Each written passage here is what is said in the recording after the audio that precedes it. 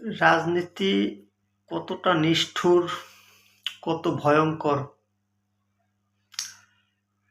এবং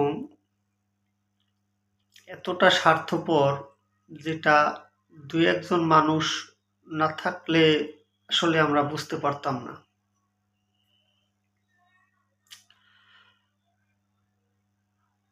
রাজনীতিতে অনেকেই বেইমানি করে, এক এক সময় এক এক দল করে, যারা সুযোগ সন্ধানী, যখন যেদিকে জোয়ার সেদিকেই যায়।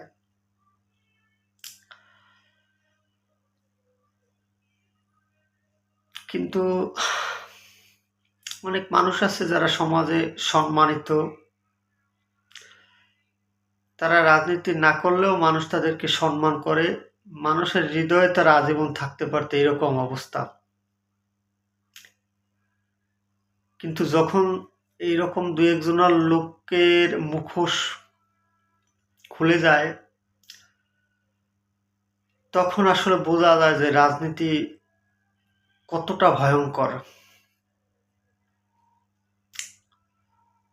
এমনই একজন মানুষ আনোয়ার হোসেন মঞ্জু।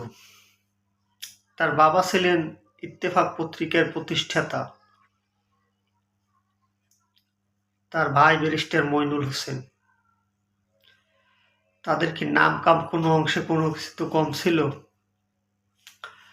এরশাদ সাহেব তাকে বিশ্বাস করে দলের মহাসচিব বানিয়েছিলেন, আর তিনি তার সাথে বেইমানি, বিশ্বাসঘাতকতা করে তার দলটাকে ভেঙে চুরমার করে দিয়েছে শুধু নিজের স্বার্থের জন্য। এবং সেটা তিনি নিজের মুখেই স্বীকার করেছে। আগে তার কথাটা আমরা শুনি, তিনি কি বলে।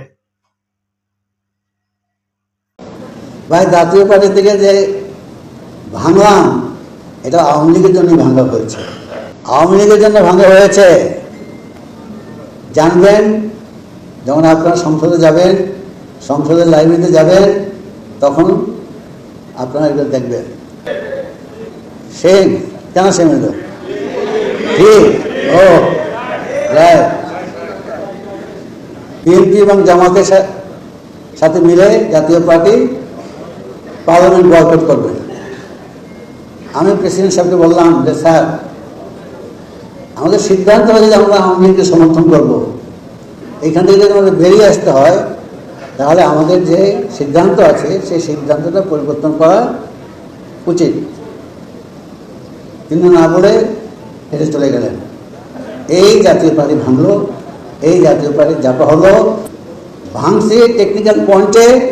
আমরা সংসদে 18 জন ছিলাম, আর এরশাদ সাহেব 15 জন ছিলেন।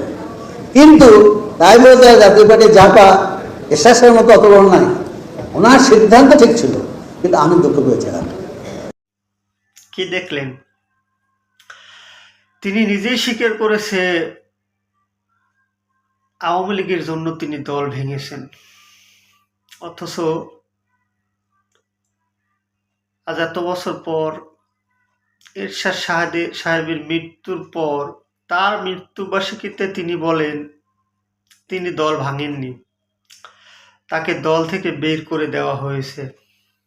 যে আমি দল ছাড়ি না, আমি দল ভাঙি না, আমাকে দল থেকে বের করে দেওয়া হয়েছে। ওনার এই শেষ বয়সে এসে সম্মানের সাথে মরতে পারলে আমার মনে হয় ওনার ভালো হইতো। ওনার তো কোনো কিছুতে কমতি নেই। কিন্তু আরেকটা জিনিস হয়েছে, মানুষ ওনাকে দেখে শিক্ষা পাওক।